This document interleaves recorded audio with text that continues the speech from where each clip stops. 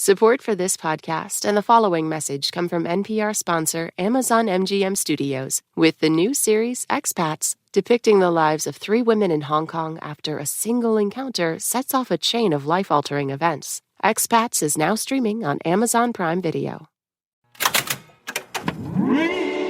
Hello, hello. I'm Brittany Luse, and you're listening to It's Been a Minute from NPR, a show about what's going on in culture and why it doesn't happen by accident.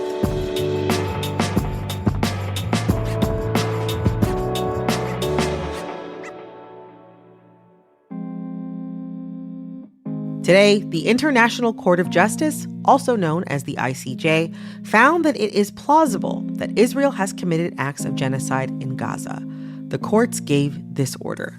The court is also of the view that Israel must take measures within its power to prevent and punish the direct and public incitement to commit genocide in relation to the members of the Palestinian group in the Gaza Strip. To be clear, the courts are demanding Israel prevent genocide.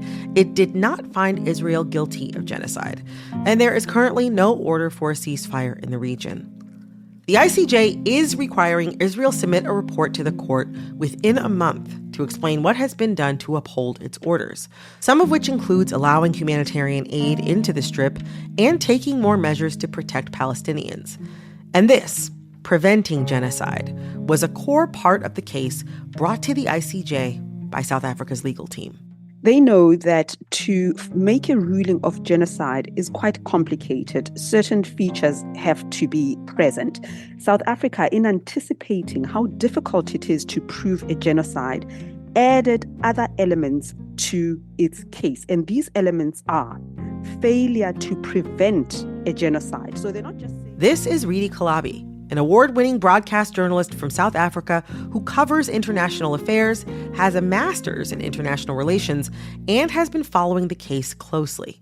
I spoke to her about the case earlier this week, and I am so glad I did because she laid out the significance of South Africa, of all countries, bringing this case to court, and how the history of each nation, South Africa and Israel, is factoring into this moment. Redi, welcome to It's Been a Minute. Thank you so much. I'm glad to be here, Brittany. Oh, I'm so happy to have you. So we're talking about South Africa's case against Israel at the ICJ, but to zoom out a bit, you called out what you see as a hierarchy of pain playing out on the world stage in this moment. What did you mean by hierarchy of pain when it comes to this case? What I mean by hierarchy of pain is that we use atrocities to demonstrate that my pain is bigger than yours, therefore I deserve more solidarity and more freedom to do as I please. This is in international relations. And when it comes to Israel, I think that even when it is being asked to account, the thing that it does is remind us of the Holocaust, something we should not forget. We should not forget the Holocaust. It was the systemic butchering of Jews while the world looked the other way. As painful as that history is, it is not a license to commit future atrocities. And Israel should not be allowed to say, our people suffered, therefore don't judge us today. Our pain is greater than any pain visited upon anybody. You cannot tell me that this global phenomenon of racism and oppression, that we must now have subcategories within it to say that one was worse than the other, as though the world's empathy and the world's intervention needs to be commensurate with your claim of how large the abuse visited upon your people are. If we're going off that notion, I guess I wonder, how does South Africa's history of apartheid influence this case?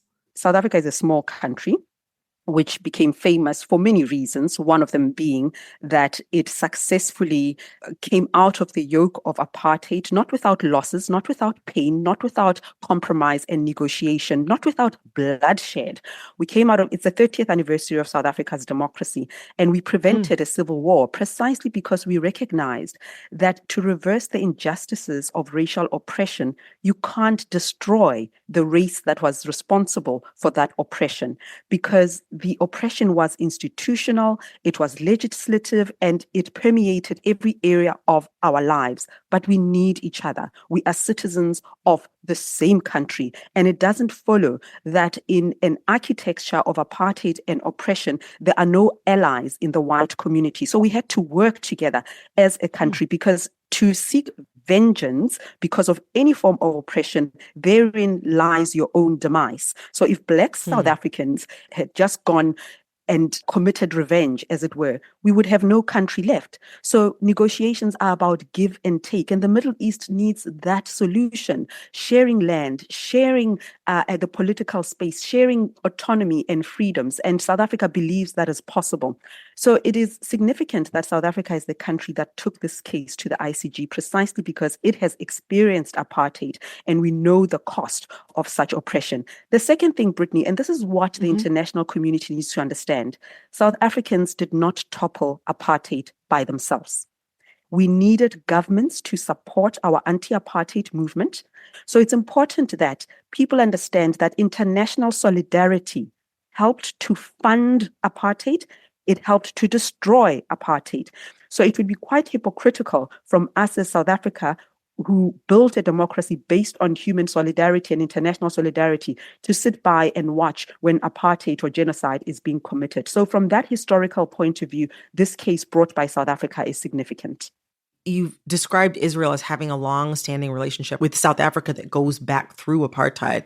Can you share what that relationship looked like? When it came to supporting the anti-apartheid movement, officially they said they opposed the apartheid system, while privately it cultivated relations with South Africa. When it came to nuclear technology, Israel shared information with the apartheid government. By sharing or Israel gifting the South African government with bomb technology. You may say countries share technology all the time. Why would you share technology with a country or a government that is oppressing the majority of its citizens?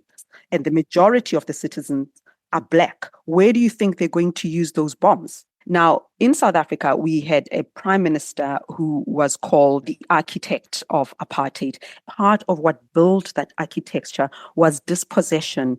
Black citizens were dispossessed as land was taken in the interest of apartheid, and what we call homelands, where people were marginalized according to their class and according to their tribe. So apartheid's apparatus was exactly that, dispossession. That is why land is such an emotive issue in South Africa today, because restitution hasn't happened. And we have a huge Jewish population in South Africa, many of whom also fought against apartheid. So it's important that we don't do an us versus them. You draw some really interesting comparisons between South Africa's apartheid state and the current conflict, as well as the historical conflict between Israel and Palestine. Has Israel appeared in front of the ICJ before when it comes to Palestine? It would not be the first time that the ICJ rules against Israel. When it came to the wall in the West Bank, the ICJ made a previous ruling years ago. It said that Israel's wall was illegal. It also said that the occupier cannot claim self-defense in a territory that it occupies. Bearing all of this in mind, as of now, and again, we're talking before any ruling has been reached, what was Israel's response to these accusations of committing and failing to prevent genocide? Talk to me about Israel's response within the ICJ. Israel, of course, it was expected to reject these accusations. They said it was unfounded, it was absurd, and it was amounting to libel. And they went on to say that they seek to protect their people and so on. But subsequently, the rhetoric has become condescending and insulting, if you ask me. Why do I say that? The Minister of Foreign Affairs of Israel said that South Africa's lawyers were the legal arm of Hamas, and said they are legal representatives of Hamas. Now, it's important that we talk about this because that seems to be Israel's modus operandi. So that has been the response from Israel, which is not helpful. They ought to answer to those charges and let this August House called the ICJ deal with the matter. Insults are not going to change the course of history. Well, Redi, thank you so much for joining me to talk about this.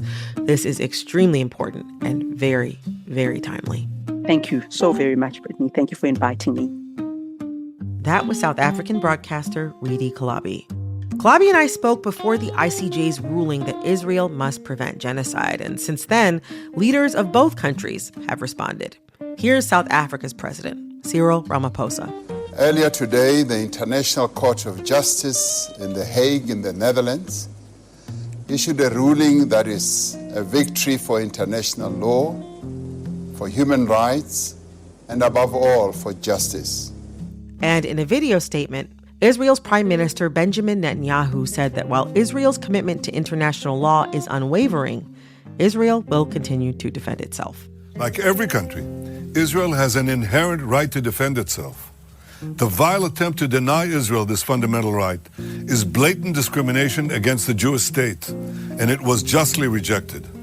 Prime Minister Netanyahu also called the genocide charges false, saying that decent people should reject it, and ended his speech with this. We will continue to facilitate humanitarian assistance and to do our utmost to keep civilians out of harm's way, even as Hamas uses civilians as human shields. As per the court ruling, Israel will have 1 month to report back on what's been done to uphold the court order to protect Palestinians and prevent genocide.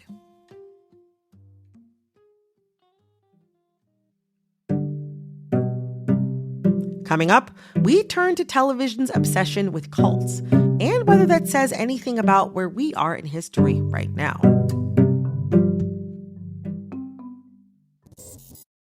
This message comes from NPR sponsor REI Co-op. REI has gear, clothing, classes, and advice for camping and glamping, biking and hiking, axing and snacksing, backpacking, and another outdoor thing that rhymes with backpacking.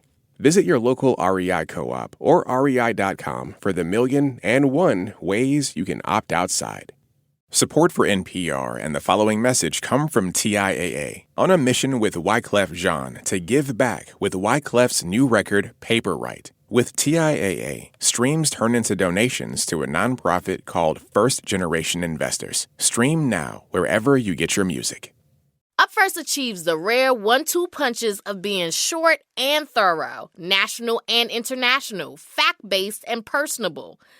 Every morning, we take the 3 biggest stories of the day and explain why they matter. And we do it all in less than 15 minutes. So you can start your day a little more in the know than when you went to sleep.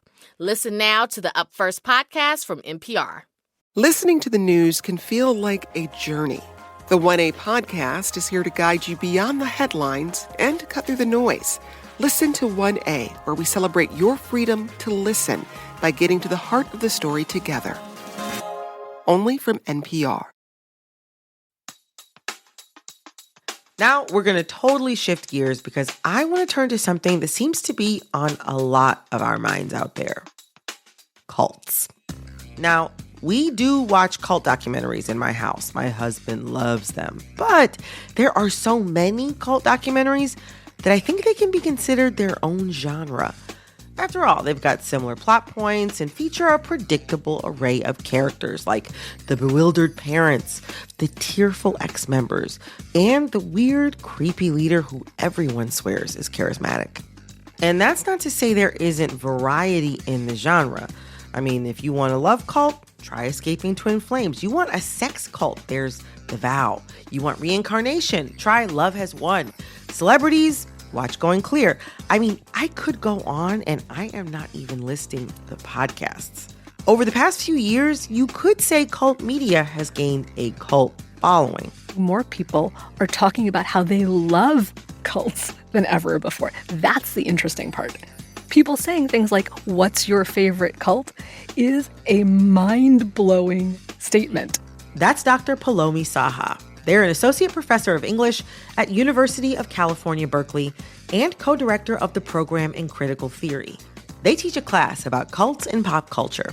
They're going to school us on cults in America, how we define them, why we're fascinated by them, and why some of us actually join them. Professor Saha, welcome to It's Been a Minute. Thanks so much for having me. I'm so glad to be here. Oh my gosh, my pleasure, my pleasure. We're here today to talk about cults. To get us started, in America, we have freedom of religion, but how does that freedom factor into how cults are formed in the United States? So if you think about religion in America, we have freedom of religion. It's the basis of this nation state in some ways. Right. But there is a kind of promise that whatever you practice in private. You do it in church, in congregation, at home. Absolutely. So one of the ways in which we see the cult as a thing that emerges in America is usually when a particular kind of spiritual practice ends up in the public. People appear and they're different. They're not acting the way we're supposed to. Often when we see documentaries or hear podcasts on cults, people will talk about the look, that you can just tell by the look on people's faces that they're in a cult. And what does that look? If you kind of track I was just going to ask, what does that look? It's often kind of blissed out, looking outward. So it's this way of being in the world in which you don't appear, and I'm here in New York, so I'm really thinking about how people appear outside. If you walk down the street in New York, everyone is kind of looking either down or straight ahead, and they're barreling by, and they're fully contained. They don't want to know about you. They don't want you to know about them. You're just trying to get through life. When you have someone who has that look, they want you to know that something has happened. They are porous to you. They want you to be porous to them. They refuse to live in space the way that we're supposed to. And when we see those people, often, not always, but often, our first instinct is to be like, whoa, what's going on? We've been trained to be particular kinds of people.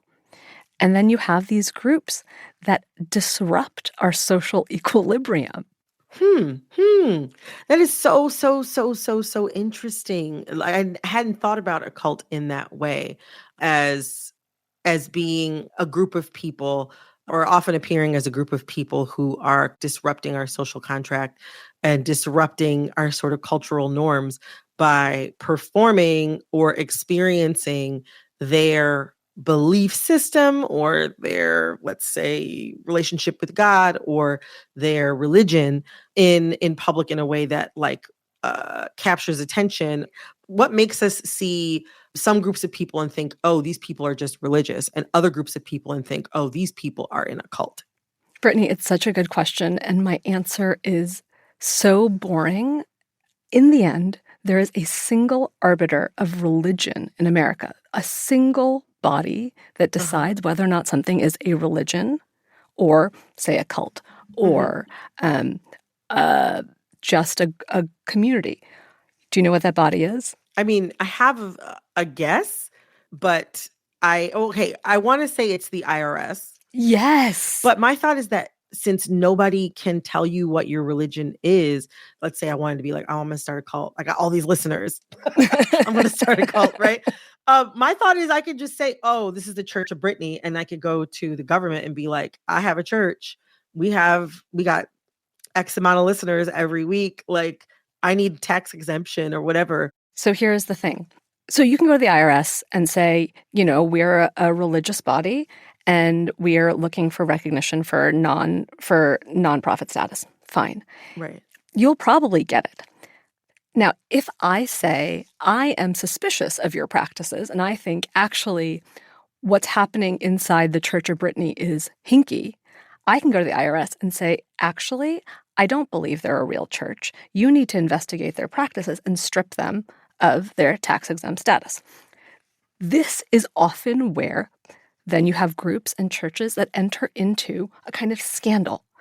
That's what makes them the cult. It's not that the IRS will say it's a cult. It's that we out there in the world are like, wait a second, what's going on over there?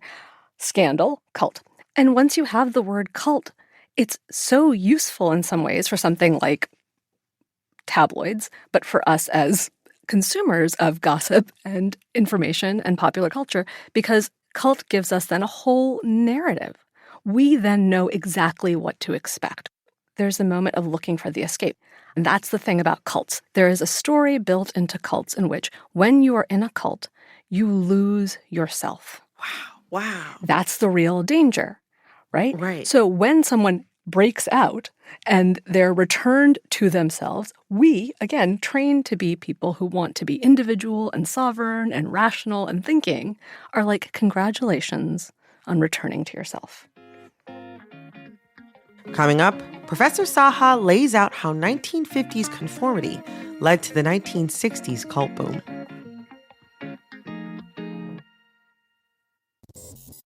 Getting bogged down by how much new music there is out there? There's a lot.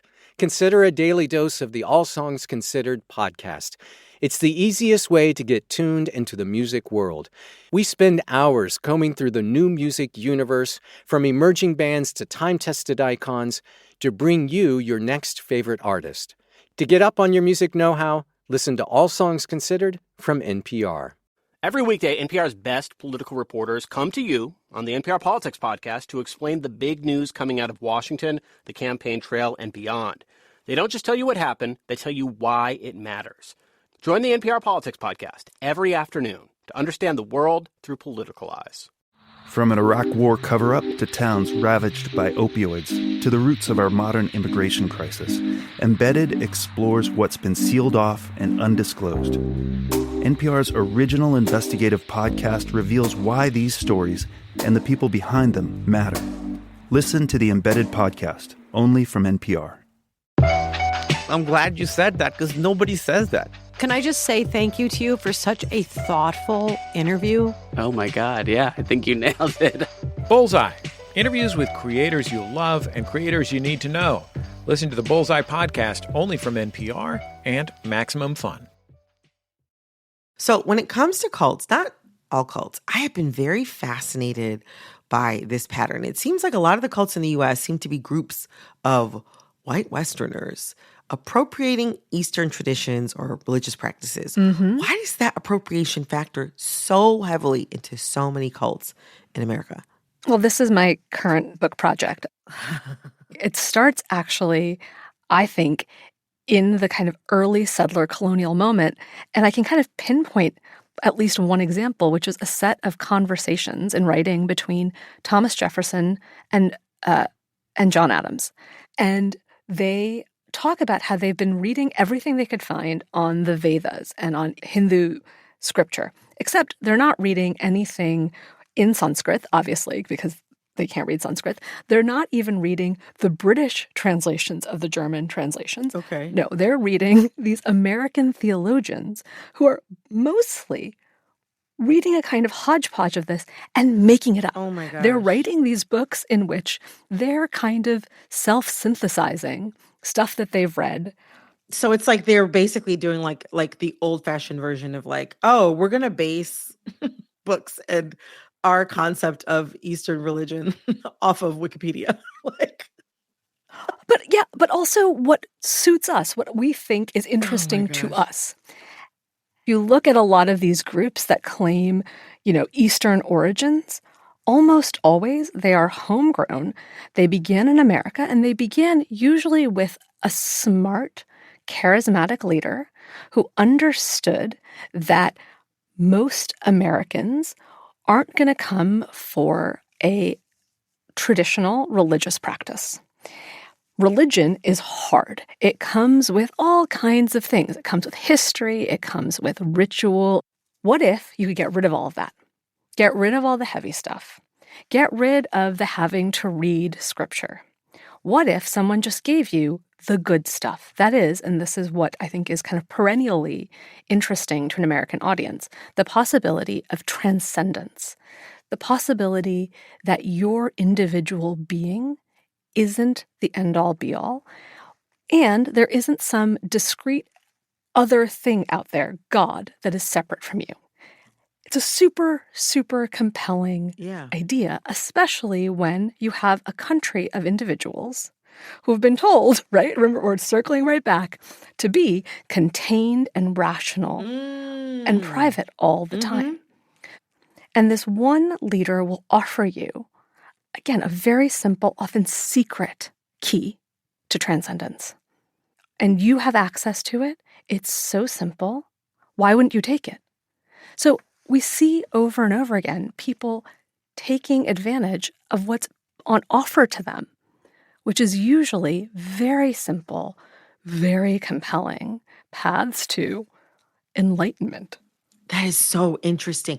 I mean, I think for a lot of people, and myself included, like our social understanding of history of cults in like modern day America, I feel like dates back to like the 60s. Yes. Why was the 60s such a ripe time for cults? Part of the logic of the 1960s and the countercultural movement was that we had been anesthetized as a nation state. And it came out of really a kind of post-war malaise. So America's making a ton of money. And part of what's really being kind of cultivated in this moment is a form of absolute conformity. You can have all of those things, the 2-car garage and the white picket fence and, a good job, just fit in. Just, go to your 9 to 5, do your job, clock in, clock out, come home to your, heteronormative family, your spouse, your 2 children, and anything that happens to you, keep inside that nice suburban house. So it's a time of extraordinary conformity. You then have young people who are going to college, and we have this boom of people going to college who are looking around at their parents, at their grandparents, and they're like, what are you doing? What is it all for? You go every day and you work and you make money, but what's it for? Yeah, Who you feel like are a you? lack of purpose. Yeah. Yes. So this is really what drives the kind of countercultural movement. You have smart young people who are looking and they're like, things are not okay. And everyone who seems to have power is like, no, be quiet, make money, go home. And so young people break out. They break out into things like communes. There's all kinds of new social forms or new politics. Right. But then you have all of these leaders who appear as if summoned, and they're like, you're right, no one gets it. No one gets it, but I do. I can offer you a way out. And that way out is often just so compelling. If you look at the kind of basis of those 1960s cults, what they're offering sounds not so bad. You don't want to have a kind of boring 9 to 5 job. Come live on this shared piece of land. You don't want to have to deal with the daily drudgery and often the unpaid drudgery, if you were a woman, of domestic work.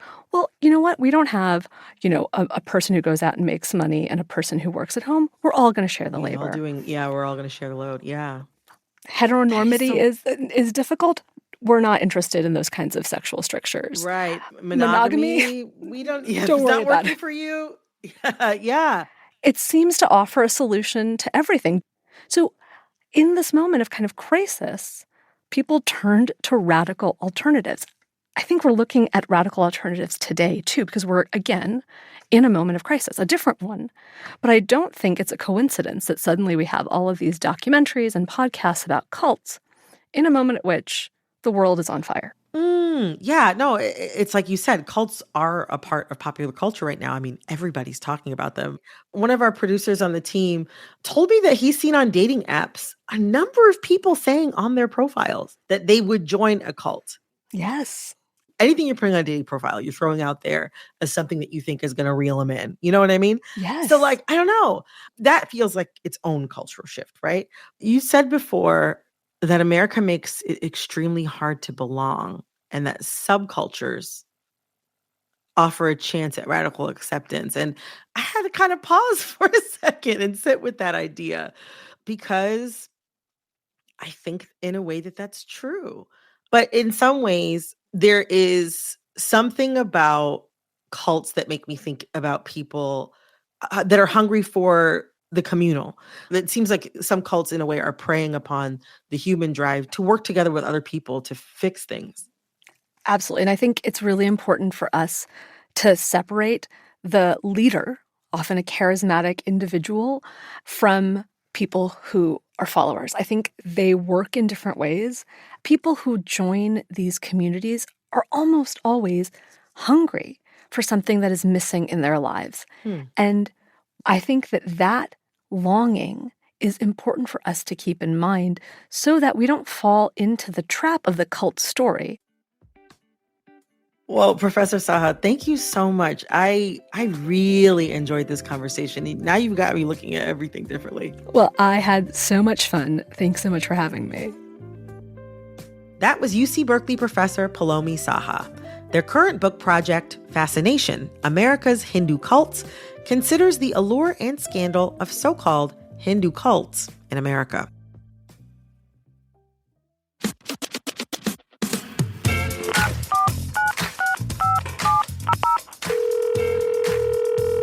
Hey, Brittany. Hey, Brittany. Hey, Brittany. Hey, Brittany, it's Declan from New York. Oscar nominations came out this week, and people are pulling their hair out over it. I'm just wondering what you're making of all the usual discourse around it. Anyways, love the show. Declan, thank you so much for calling in with this question. Oh my gosh. Now I'll start off by saying I'm not going to be one of these people that's going to be like a Debbie Downer about the Oscar nominations. I understand the weight that they can hold within somebody's industry, like how consequential they can be. It is exciting to see someone get recognition for work that really was extremely well done. However, I got to get into the Barbie of it all. I saw it in the theater. I had a good time. It was fun. I thought that they came up with a really inventive way to think about a doll and how to make a narrative out of a doll. Everyone's throwing around this word, snub this, snub that. When I think about Natalie Portman, Julianne Moore, Charles Melton, their performances in May, December, I think about Todd Haynes' direction. Shout out Todd Haynes. That to me is a snub. Tiana Taylor did a phenomenal job in 1001. It would have been great to see her nominated for Best Actress. Anjanou Ellis in Origin would have been great. Greta Lee in Past Lives would have been great. I could do this all day. Barbie got nominated for 8 Academy Awards. 8. Does that sound like a snub to you? Perhaps the movie was better produced than it was directed. Perhaps the movie was structured in a way that made Ken the more dynamic character than Barbie.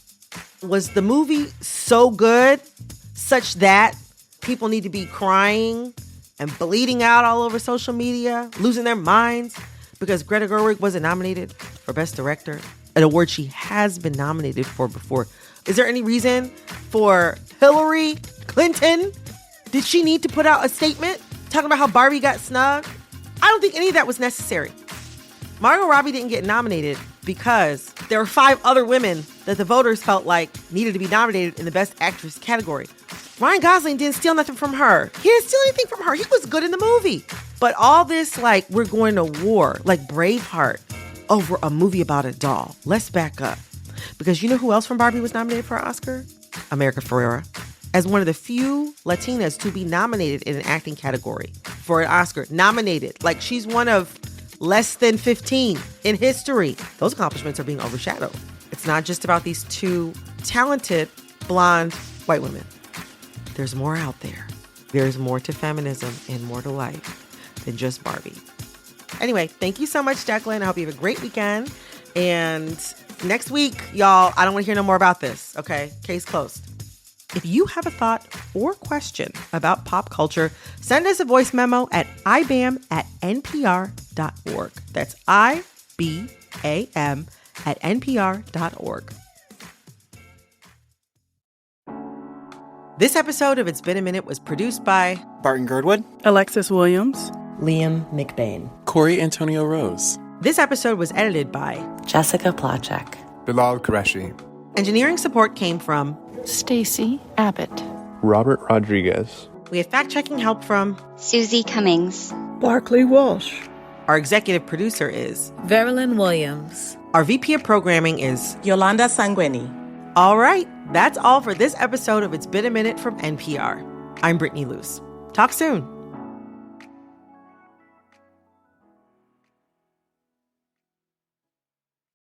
Know that fizzy feeling you get when you read something really good, watch the movie everyone's been talking about, or catch the show the internet can't get over?